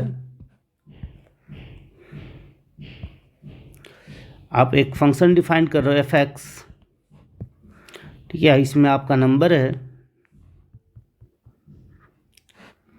आप कुछ डाले हो नंबर, मान लीजिए आपने एफ एक्स डिफाइन किया, इसमें आपका नंबर है 1 2 3, और जब आप एक एक्स के अंदर डाल रहे हो 1 और आपको 1 ही मिल रहा हो, 2 डाल रहे हो 2 मिल रहा हो, 3 डाल रहे हो 3 मिल रहा हो, यानी आप जो नंबर डाल रहे हो वही अगर मिल रहा हो, यानी F of x is equal to X, यानी एक्स आप डाल रहे हो एक्स ही मिल रहा हो, तो इस तरह के फंक्शन को कहेंगे आइडेंटिटी फंक्शन। आइडेंटिटी फंक्शन को आई एक्स से भी डिनोट करते हैं, ठीक है, तो that is called identity function. आपको समझ में आ गया होगा। आगे हम बात करते हैं, चलिए आगे हम डिस्कस करते हैं नेक्स्ट जो है इक्वल फंक्शन। इक्वल फंक्शन, तो इक्वल फंक्शन क्या होता है? मान लीजिए two function, let two function F and G, हमने दो फंक्शन एफ एंड जी माना और इनके जो डोमेन है their domains are same, their domains are same. तो अगर इनके डोमेन सेम है एंड अगर एफ ऑफ ए जो आपने डोमेन दिया है इसके अगर वो बी वैल्यू दे रहे हैं और जी में भी आपने ए डाला और ये भी बी वैल्यू दे रहे हैं, तो ये दोनों फंक्शन जो होंगे वो कहलाएंगे equal function. They are called equal function. क्यों? क्योंकि आपने इन दोनों का इक्वल डोमेन है और रेंज भी क्या है? इक्वल है। तो डोमेन और रेंज जब इक्वल होते हैं तो उनके फंक्शंस भी क्या होते हैं? इक्वल होते हैं, यानी वो इक्वल फंक्शंस कहलाते हैं। चलिए अब हम बात करते हैं इम्पॉर्टेंट क्वेश्चन पे। एक क्वेश्चन पूछा गया था प्रीवियस ईयर और किस तरीके से पूछे जाते हैं, आपको किस तरीके से सॉल्व भी करना ये हम बताएंगे। पहला जो क्वेश्चन है वो है 1 on 2, यानी डायरेक्टली आपसे पूछा जाता है कि प्रूव दैट इट इज 1 और on 2 this function is function. तो जैसे ही क्वेश्चन पूछा गया था so that the function F जो रियल टू रियल डिफाइन, यानी आपने रियल नंबर डाला इस फंक्शन में और हमें रियल नंबर मिल रहा है इस तरीके का, F of x is equal to X Q, then it is show करना ही is 1 and onto function, यानी इस फंक्शन को शो करना है कि ये 1 फंक्शन है और ऑन टू फंक्शन है। तो चलिए शो करते हैं। तो सॉल्यूशन की ओर चलें। तो सॉल्यूशन में आपको देखिए, आपको सबसे पहली बात 1 फंक्शन कब होता है? आपको बताएं कि 1 फंक्शन होता है जब हर एक एक्स के लिए एक ही वाई हो। हर एक एक्स के लिए मतलब हर एक्स के लिए एक ही वाई अगर हो, यानी ए बी सी है, यहाँ पे 1 2 3 है, यानी ए के लिए बी के लिए, यानी हर एक्स का एक ही वाई अगर मिले तो उसको कहेंगे 1 फंक्शन। तो हमें इसको सॉल्यूशन करना है। तो हम मान लेते हैं कि जो हमने x1 और जो 2 है, हमने कहा कि हर एक x के लिए एक ही y हो, तो हम यहाँ पे 2x जो है हम इक्वल कर देते हैं, यानी f ऑफ x1 और f ऑफ x2 हम ले लेते हैं और इन दोनों को इक्वल करते हैं। Let f of x1 is equal to f of x2। अगर f of x1 f of x2 equal है, दैट मीन्स अगर इस फंक्शन को डिफाइन करें तो x1 का होल क्यूब होना चाहिए x2 के होल क्यूब के बराबर। दैट मीन्स अगर इसको और भी किया जाए तो x1 whole cube minus x2 whole cube बराबर 0। तो अगर आप इसको सॉल्व करोगे तो ये अगर जानते हो क्यूबिक फार्मूला तो आपको याद होगा कि x1 minus x2 into x1 का होल स्क्वायर x2 का whole square into x1 into x2 is equal to 0। तो आप यहाँ पे देखोगे तो इस टर्म में ये एक तरह का आपका सॉल्यूशन हो कि इन दोनों का मल्टीप्लिकेशन 0 के बराबर आ रहा है। तो दैट मीन्स अगर इस पार्ट को देखा जाए तो ये कभी भी 0 वैल्यू नहीं आ सकता। क्यों? क्योंकि आपका x1 का होल स्क्वायर, यानी x कोई पॉजिटिव नेगेटिव या पॉजिटिव हो उसका पॉजिटिव ही आएगा, x2 अगर नेगेटिव हो पॉजिटिव हो तो वो पॉजिटिव ही आएगा। इन दोनों का मल्टीप्लिकेशन का वैल्यू जो है वो क्या आ रहा है, अब ये पता नहीं कि निगेटिव आया कि पॉजिटिव, लेकिन इतना नंबर है कि ये आपको ये 0 नहीं कर सकता। दैट मीन्स ये वाला पार्ट निगेटिव 0 के बराबर नहीं हो सकता। तो आपके पास ऑप्शंस यही बचते हैं कि आपका जो ये पार्ट है x1 माइनस x2 ये आपके 0 हो सकते हैं। तो अगर इसको आप सॉल्व करना है 0 तो आप लिखिए क्या, x1 बराबर x2। दैट मीन्स अगर आपने लेट क्या किया था f x1 f x2 और आपने दोनों को बराबर माना था, तो यहाँ से आपका आ गया x1 बराबर x2, यानी ये तभी पॉसिबल है कि आप fx1 fx2 अलग सेम है तो यानी x1 और x2 भी क्या होगा, सेम होगा। अगर ऐसा होता कि f ऑफ x1 और f ऑफ x2 अलग अलग होते, मतलब ये सेम होते और ये अलग अलग होते, यानी x1 x2 के बराबर नहीं होते, तो हम कहते कि ये 1 1 नहीं है। दैट मीन हर एक x के लिए y एक ही है, और अगर x सेम है तो y भी सेम है।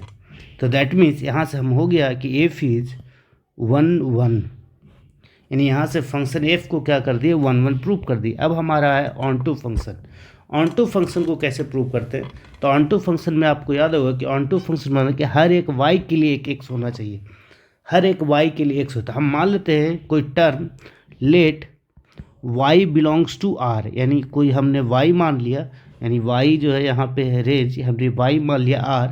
अगर ये r माने हैं तो दैट मीन्स कि अगर हमें फंक्शन के हिसाब से देखा जाए तो अगर हमें x अगर कुछ डाला जाता तो हमें मिलता है एक्स क्यू, यानी अगर जो हमें y मिला है वो एक्स क्यू, यानी हमने जो y मिला ये किसी x से बना होगा, यानी x का जो वैल्यू रहा होगा वो क्या मिला होगा 1/3 से मिला होगा, यानी इस x का वैल्यू ये रहा होगा। तो अगर इस फंक्शन का यानी ये y किसी x से मिला है तो हम इस y को हम क्या करते हैं, अब आगे हम इस fx के में से एक्स क्यू डालें तो हर एक x के लिए, हर एक y के लिए एक x हो जाए, तो इस y के लिए x है कि नहीं ये सर्च करते हैं। तो इसी फंक्शन में हम क्या करते हैं x जगह y डाल देते हैं, यानी 1/3 डाल देते हैं। तो यहाँ पे एक्स क्यू की जगह आपको क्या डालना होगा y का पावर 1/3 का होल का पावर 3, और 3 से 3 कटी यानी y मिल जाएगा।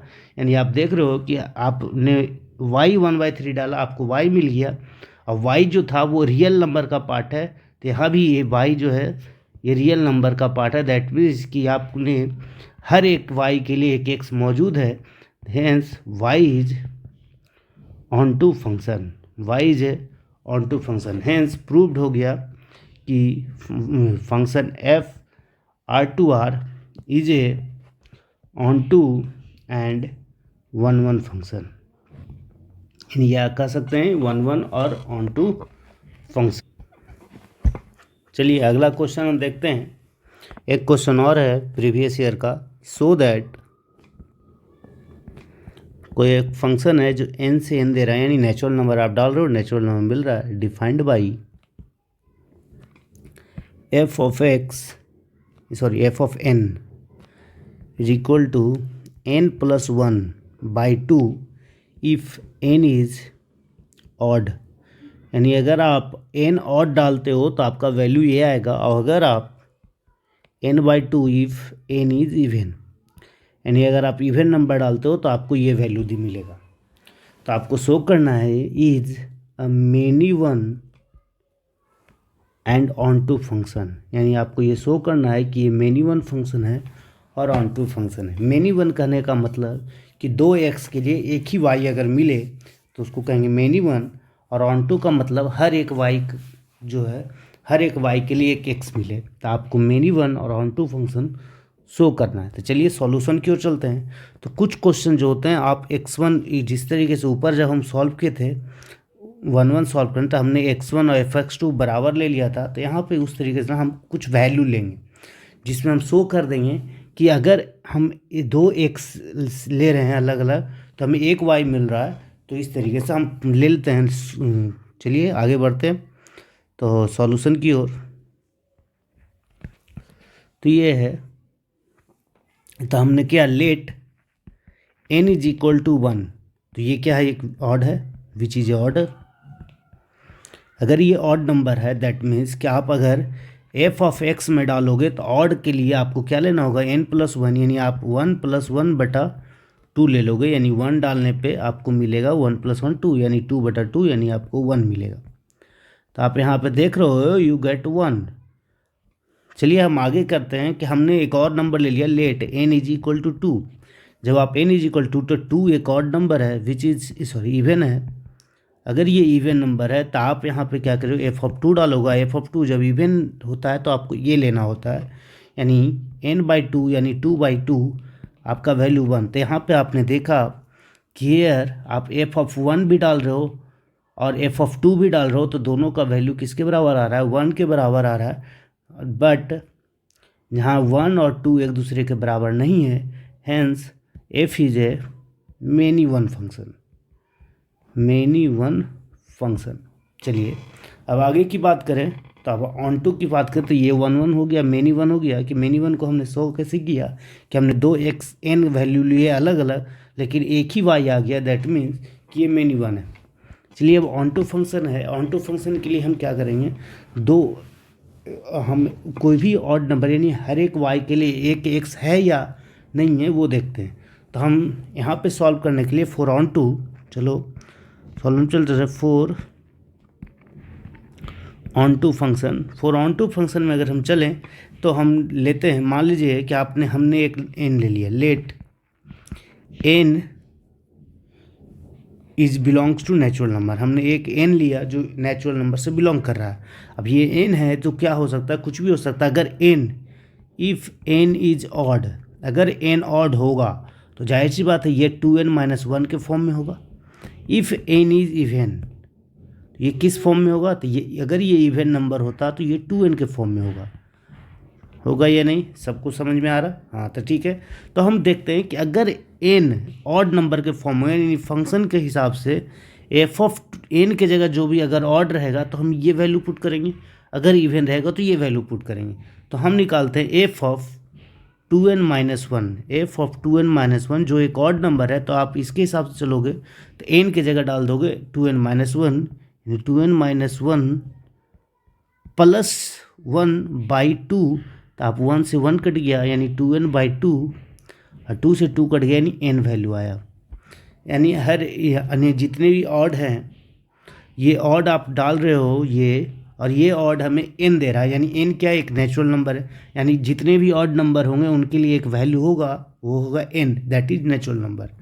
चलिए सिमिलरली अगर हम f इजिकल टू इवन डालें, इवन मतलब 2n डालें, तो 2n डालें तो इवन के लिए आप क्या देखोगे, यहाँ ये वाला यूज करना है, यानी आपको यहाँ पे लिखना है a 2 से 2 कट गया वेयर n, और n क्या था, तो n था एक natural number. Hence every even और odd there is a value in X, या कह सकते हैं there is a value in F, यानी हर एक वाई के लिए हर एक एक्स है। हेंस आप ये कह सकते हैं कि जो है देयर वैल्यू इन एन लिख देते हैं, दैट मीन्स कि F is onto function. तो आप यहाँ पे कर सकते हो कि F is many one and onto function. आपको आई होप सबको समझ में आ गया होगा। चलिए अब बात करते हैं next, composition of function. Composition of function,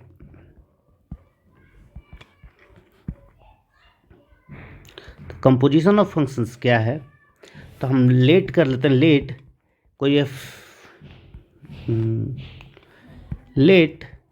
F A gives B, यानी कोई फंक्शन है जिसमें हम ए डाले और हमें बी मिल रहा है। सिमिलरली एक अदर फंक्शन है जी जिसमें हमने बी डाला और वो सी दे रहा है, यानी इसमें ए डाले बी मिल रहा है, इसमें बी डाले और सी मिल रहा है। तो हम ये दो फंक्शन हमने लिया और हम इसके जो है हम बनाते हैं। तो यहाँ पे हमने मान लीजिए आपके पास हमने ये 1 2 3, ठीक है, हमने ये 3 बनाया। इस तीनों फंक्शन में हमने ऐसा किया कि हमने एक फंक्शन को डिफाइन किया कि ये जो है ये यहाँ से फंक्शन हो रहा है, यानी ये x है, ये x है, और यहाँ पे हमने एक फंक्शन डिफाइन किया एफ ए गिव्स बी, यानी ये a है, ये b है और ये c है। लिए आपको a b c अंदर लिख देते हैं, a b एंड c। तो हमें x है, इसमें अगर x हमने ये डाला तो हमें b मिलेगा, और जब हमें b डाले तो हमें c मिलेगा, यानी ये g फंक्शन है जिसमें हम b डालेंगे c मिलेगा। तो यहाँ पे अगर आप देखोगे तो यहाँ पे x जो डाल रहे हैं जो हमें b मिल रहा है, अब b जो डाल रहे हैं c मिल रहा है। तो आखिर में जब ये g बन रहा था तो अगर इसको हम कहेंगे x के a के अंदर क्या है, x है, x के अंदर है a के अंदर है x जब b दे रहा था तो इसको कहेंगे f ऑफ x, जब हम जी डिफाइन कर रहे हैं तो जी के अंदर आखिर में बी जा रहा है और बी कहाँ से आ रहा है, ए से आ रहा है। दैट मीन्स ये एफ एक्स है, ये क्या है, ये एफ एक्स है। यानी ये जो एफ एक्स डिफाइन हो रहा था ये एफ एक्स है, क्योंकि आपने एक्स इस फंक्शन में डाला था, हमें मिला एफ एक्स। इस एफ एक्स में, इस एफ एक्स को हमने जी में डाला तो हमें मिल रहा था सी। दैट मीन्स कि ये है G of F X, G of F X जो हमें मिल रहा है सी दे रहा है। तो दैट मीन्स कि इसके कारण यानी G of F X is the composition function of, यानी जी ऑफ एफ एक्स जो है कंपोजिशन फंक्शन, जिसके अंदर जी के अंदर क्या है, एक और फंक्शन है जो एफ एक्स है, जो किसी और से बना था, एक्स से बना था। इसीलिए कहेंगे this is called composition function. यानी इसी को हम शॉर्टकट में लिखते हैं G of F. This is called G of F. तो हमें इम्पॉर्टेंट यहाँ पे और भी समझेंगे, तो पहले हम समझ लेते हैं कि अगर ये एक नया फंक्शन बना है, दैट मीन्स इसका डोमेन भी होगा, इसका रेंज भी होगा। इनके बारे में डिस्कस कर लें तो डोमेन और रेंज। तो देखिए अगर हम इस जी ऑफ एफ एक्स की बात करें तो ये आखिर में जी बना है किससे, तो जी अगर हम ऐसे नॉर्मली देखा जाए तो जी के अंदर बी है, तो दैट मीन्स कि जी का डोमेन होना चाहिए था बी। लेकिन बी का डोमेन, अगर जी का बी का डोमेन मान लेंगे तो ये जी का डोमेन है। हमें ये जी ऑफ एफ एक्स का डोमेन मानना है, बताना है। यानी जी ऑफ एफ का बताना, हमें सिर्फ जी का नहीं बनाना। अगर जी का सिर्फ पूछे तो आपको बी होगा, लेकिन हमें जी ऑफ एफ का बोलना है, यानी जी के अंदर एफ है। तो आखिर एफ बना किससे है, तो इस एक ए से बना है, यानी ए के अंदर का एलिमेंट से। यानी जो डोमेन होगा जी ऑफ एफ का वो कौन होगा, तो वो हो जाएगा हमारा domain of F. Domain of F जो है, यानी जी के अंदर जो एफ डाला हुआ है उसका डोमेन ये जी ऑफ एफ के डोमेन के बराबर होगा। यानी domain of F is, domain of ji of F is domain of F. I hope सबको समझ में। यानी सिंपल सा बोला जाए तो एक्स, यानी ये एक्स का वैल्यू ही जो होगा वो जी ऑफ एफ के डोमेन के बराबर होगा। सिमिलरली अगर आपसे पूछे रेंज, तो आखिर में हमें जी ऑफ एफ एक्स किसके बराबर मिला है, सी के बराबर मिला है। तो यानी लास्ट में अगर हम कहें तो ये जो सी का एलिमेंट होगा, यानी जो सी एलिमेंट होगा वही क्या होगा, रेंज होगा। यानी जो इस जी फंक्शन का जो रेंज है, यानी range of G is called range of ji of F. यानी जी ऑफ एफ का जो रेंज होगा वो होगा जी के रेंज के बराबर, और जी ऑफ एफ का जो डोमेन होगा वो होगा डोमेन ऑफ एफ के बराबर। डोमेन ऑफ एफ यानी जो अंदर गया है, यानी जी के अंदर जो है, जी के अंदर क्या एफ एक्स है, तो इस एफ एक्स का जो डोमेन है वो इस पूरे का डोमेन होगा, और इस जी का जो रेंज है वो इस पूरे का रेंज होगा। आई होप सबको समझ में आ गया होगा। चलिए आगे डिस्कस करते हैं, चलिए आगे समझते हैं। वो क्या है हमारा, एक टर्म आता है कि जी ऑफ एफ और एफ ऑफ जी, आप लोग बहुत सुने होंगे। चलिए इसके बारे में थोड़ा सा आइडिया ले लेते हैं। तो हमारे पास मान लीजिए कि हम, मेरे पास एक ये है, सॉरी हमने ए माना,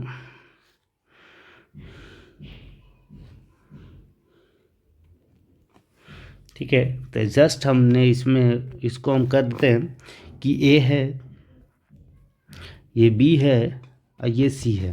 तो अगर आप जब एफ एक्स डिफाइन कर रहे होगे, तो यानी जब आपने एफ फंक्शन लिया होगा तो एफ जब ए डालोगे तो इसमें यानी आप जो है इसको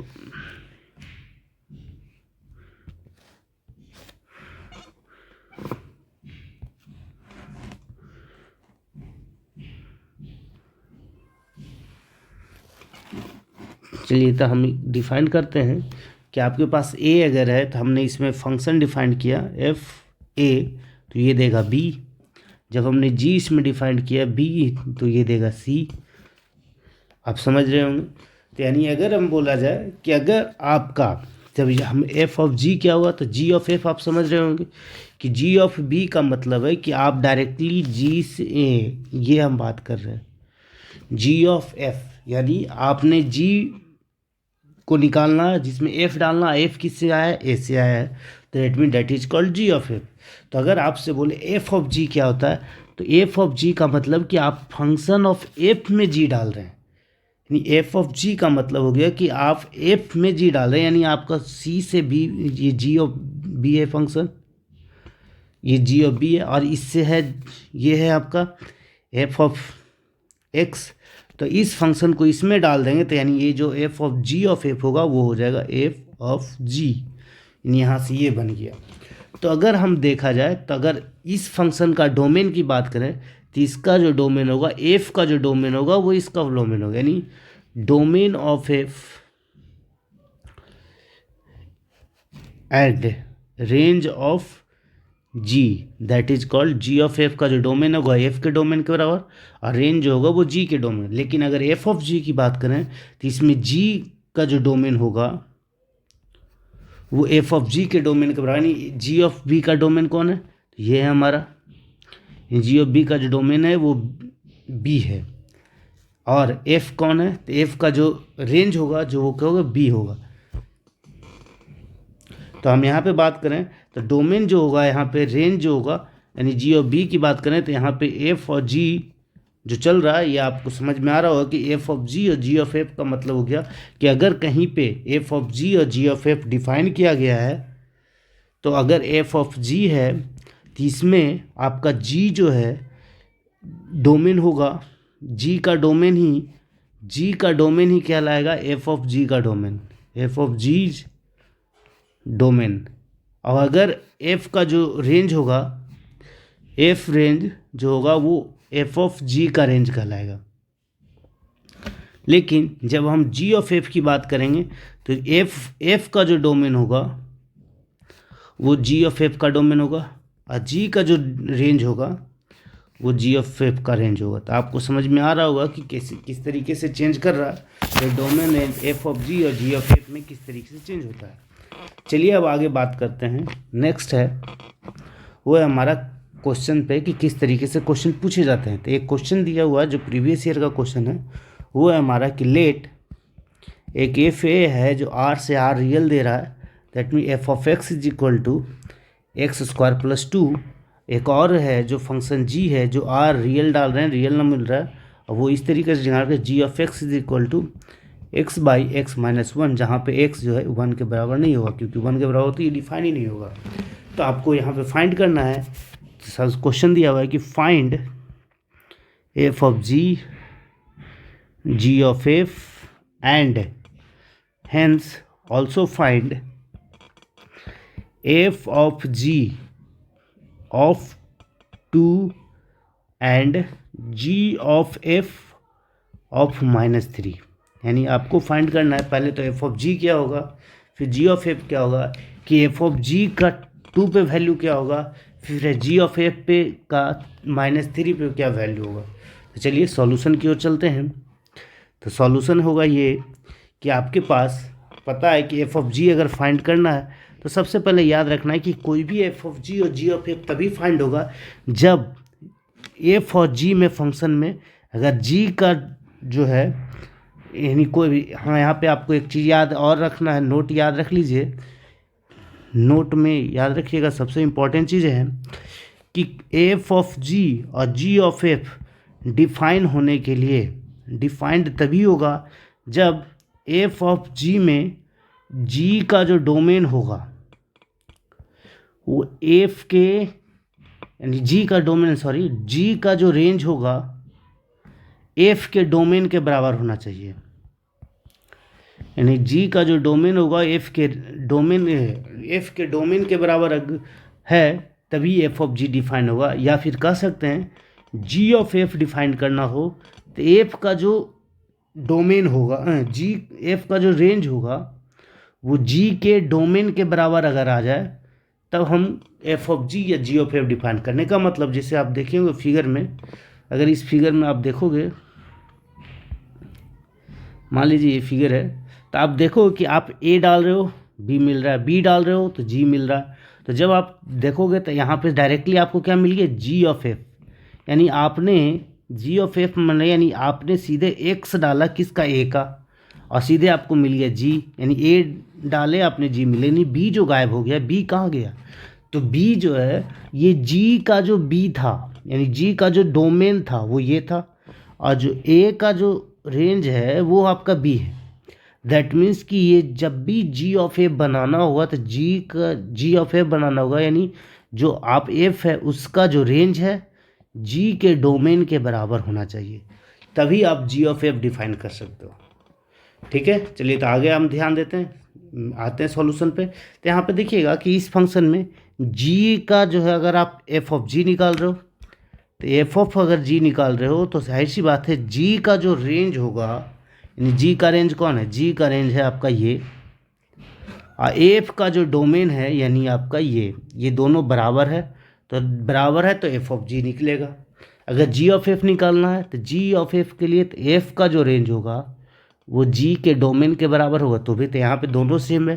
दैट मीन्स कि आप एफ ऑफ जी भी निकाल सकते हैं या जी ऑफ एफ भी निकाल सकते हैं। चलिए अब आगे बात करते हैं, एफ ऑफ जी निकालना है तो एफ ऑफ जी का मतलब क्या, एफ ऑफ जी का मतलब कि एफ में जी डालना है, यानी आपका एफ है क्या आखिर में, तो आपका एफ पता है कि एफ ऑफ एक्स जो है आपका वो है हमारा एक्स स्क्वायर प्लस 2, लेकिन हमें चाहिए F of ji of X, हमें चाहिए F of ji of X, यानी यहाँ पे जो x था वो एक्स स्क्वायर था, अब हमें जी एक्स को डालना है, यानी जी एक्स को पूरे एफ एक्स में डालना, तो जी एक्स हमारा ये है, तो इसको उठाकर आपको सीधे x की जगह डालना है, यानी एक्स बाई एक्स माइनस 1 का होल स्क्वायर प्लस 2, यानी X square by X minus whole square plus 2। This is the called F of G. I hope सबको समझ में आया होगा। अगर हम जी ऑफ एफ की बात करें तो जी ऑफ एफ क्या मतलब, तो जी ऑफ एफ का मतलब कि जी में आपको एफ एक्स को इंक्लूड करना है, यानी इंसर्ट करना है, तो यानी अगर हम बोल रहे तो पहले तो ये पता होना चाहिए कि हमारे पास जी एक्स क्या है, तो हमारे पास जी एक्स है वो है हमारा क्या x by X minus 1,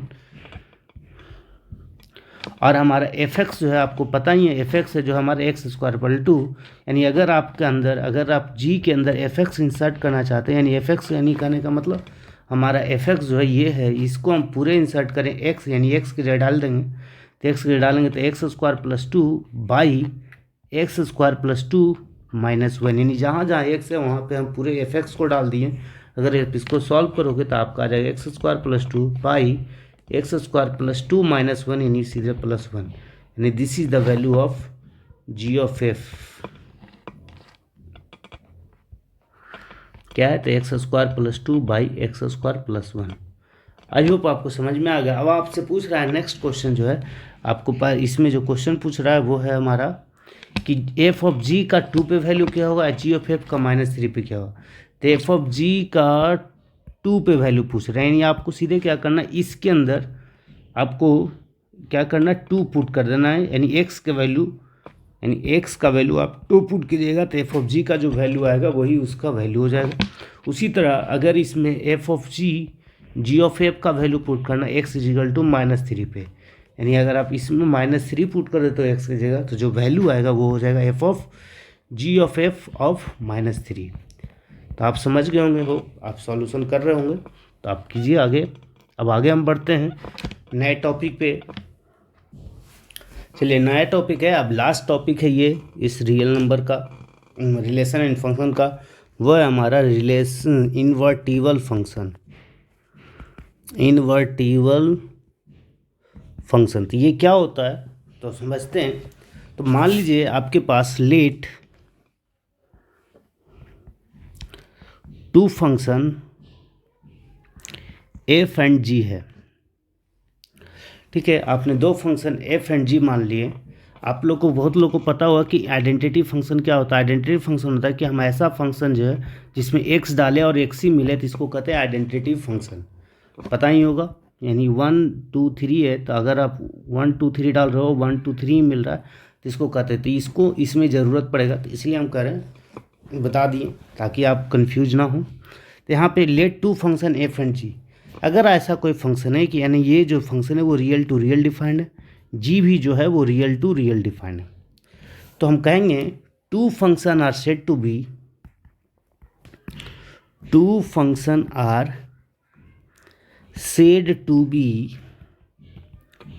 invertible only when ये तभी कहेंगे जब आप एफ ऑफ जी निकालो और वो दे रहा हो किसी एक्स का वैल्यू के बराबर, और जी ऑफ एफ भी निकालो वो भी एक्स के बराबर अगर दे रहा हो, देन यानी कहने का मतलब कि अगर एफ ऑफ जी निकाल रहे हो ये आइडेंटिटी फंक्शन है, f of ji of f भी निकाल रहे हो ये भी अगर आइडेंटिटी फंक्शन है, देन एफ एंड जी जो कहलाएगा, एफ एंड जी जो कहलाएगा are invertible to each other, invertible to each other. यानी आप समझ रहे होंगे कि अगर दो फंक्शन को इन्वर्टिबल होने के लिए एफ ऑफ जी और जी ऑफ एफ का वैल्यू सेम होना चाहिए, और सेम जो भी है तभी कोई कहेगा कि एक दूसरे वो फंक्शन जो है एक दूसरे का क्या है, इन्वर्टिबल है। दैट मीन्स इन्वर्टिबल को डिनोट कैसे करते हैं, तो अगर एफ एंड जी एक दूसरे का इन्वर्टिबल तो लिखेंगे F is equal to G inverse या फिर G is equal to F inverse, यानी एफ जो है जी का इन्वर्स है या जी जो है एफ का इन्वर्स है, तो that is called invertible function. चलिए अगर हम ये तो एफ ऑफ जी और जी ऑफ एफ निकाल के हम चेक कर लें। कभी कभी ऐसा भी होता है कि अगर आपको बताना हो डायरेक्टली देखकर कि फंक्शन इन्वर्टिबल है कि नहीं, मान लीजिए आपने एक फंक्शन देखा एफ और ये बी दे रहा है, और एक आपने सेकंड फंक्शन देखा जो बी जो ए दे रहा है, यानी इसका डोमेन इसके रेंज के, यानी इन दोनों का फंक्शन एक का डोमेन दूसरे का रेंज, दूसरे का डोमेन पहले का रेंज के बराबर अगर हो, then f and g are both invertible. I hope आपको समझ में आ गया होगा। चलिए तब हम कुछ एक एग्जाम्पल सॉल्व कर लें जो पूछा गया है एग्जाम में लास्ट, तो चलिए देखते हैं। तो क्वेश्चन ये है कि लेट एफ आर जो आर से रियल डिफाइंड है एंड जी जो है वो आर से आर है, यानी दोनों जो है रियल टू रियल डिफाइंड है। तो क्या डिफाइंड किया हुआ है, defined by f of x is equal to x square and ji of x is equal to x plus one, यानी यहाँ पे एक्स स्क्वायर है, यहाँ पे जी एक्स जो है वो एक्स प्लस वन है। तो आपको शो करना है कि so that they are invertible or not, invertible or not, यानी एफ एक्स और जी एक्स जो एक दूसरे का इन्वर्टिबल है या नहीं। तो चलिए चेक करते हैं। तो हम इन्वर्टिबल शो करने के लिए सबसे पहले हम क्या करेंगे, जी ऑफ एफ निकालेंगे, फिर हम एफ ऑफ जी निकालेंगे, और दोनों का वैल्यू अगर सेम आ रहा है तो हम कहेंगे कि इन्वर्टिबल है, अगर नहीं आ रहा तो नहीं कहेंगे। तो पहले हम जी ऑफ एफ निकालें। तो पहले आपको पता है कि आपका एफ एक्स क्या है, तो एफ एक्स है आपका एक्स स्क्वायर, और जी एक्स क्या है आपका, तो जी एक्स है आपका एक्स प्लस वन। तो एफ ऑफ जी कैसे निकालेंगे, यानी एफ के अंदर जी डालेंगे, एफ के वैल्यू के अंदर जी अगर आप डालोगे तो पूरे एफ के अंदर जी डाल दोगे तो यानी क्या हो जाएगा, तो हो जाएगा एक्स प्लस वन का होल स्क्वायर, यानी आपका वैल्यू आ जाएगा X square plus one plus two x. आई होप सबको समझ में आ गया हो। जी ऑफ एफ अगर हम निकालोगे तो जी ऑफ एफ में क्या डालोगे, तो जी ऑफ एफ में डालोगे क्या, जी के अंदर एफ एक्स, यानी जी आपका x plus one, x square डालेंगे यानी एक्स स्क्वायर प्लस वन आ जाएगा, यानी एक्स स्क्वायर प्लस। तब यहाँ देखोगे कि ये x square plus one plus two x है, यहाँ एक्स स्क्वायर प्लस, यानी एफ ऑफ जी जो है वो जी ऑफ एफ के बराबर नहीं है, hence they are not invertible. I hope सबको समझ में आ रहा होगा, अच्छे से समझ में आ रहा होगा। तो अब इस तरीके से क्वेश्चन पूछे जाते हैं। चलिए एट लास्ट एक पॉइंट आप ध्यान रखिएगा, नोट, ये हमारा लास्ट है, ये है कि अगर एफ ऑफ एक्स ए से बी दे रहा हो, यानी एफ ऑफ ए जो बी दे रहा है is a 1-1-on-2 function, 1-1-on-2 function है, अगर एफ कोई फंक्शन है जो 1-1 है ऑन टू है, then f can be, f जो है कैन बी यानी इन्वर्टिबल फंक्शन, यानी एक अगर इन्वर्टिबल फंक्शन यानी कोई फंक्शन अगर आपका 1-1-on-2 है, यानी फंक्शन क्या है 1-1-on-2, तो वो इन्वर्टिबल फंक्शन होगा, यानी कोई फंक्शन 1-1-on-2 है तो वो इन्वर्टिबल फंक्शन बन सकता है। दूसरा, पहला ये पॉइंट हो गया। दूसरा पॉइंट ये है कि अगर कोई function if a function is invertible, अगर कोई फंक्शन इन्वर्टिबल है, invertible function, then it must be one one function, one one और ऑन टू फंक्शन। यानी यहाँ पे आप समझोगे कि वाइस वर्सा की बात किया जा रहा है। यानी अगर कोई फंक्शन है ए और ये बी, अगर इसको इन्वर्टिबल है, अगर ये इन्वर्टिबल है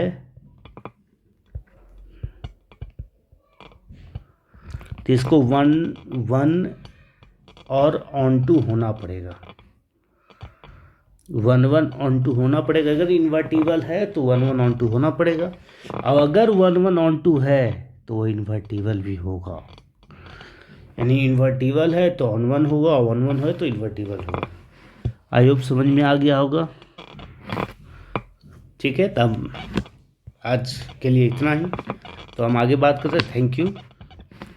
और आप लोग, अगर आपको इस जो हमने पढ़ाया है उसका अगर हमें आपको नोट्स चाहिए तो आप इस t.me CBSE solution 20 Telegram channel को ज्वाइन कर लीजिए, आपको इसके नोट्स मिल जाएंगे।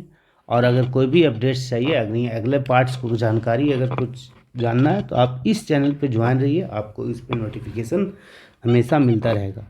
चलिए, अगर आपके दोस्त कोई हैं तो आप इस चैनल को उनको फॉरवर्ड कर सकते हैं, उनको सजेशन दे सकते हैं। अगर आपको अच्छा लगा हो तो लाइक शेयर सब्सक्राइब कर सकते हैं। Thank you. जय हिंद।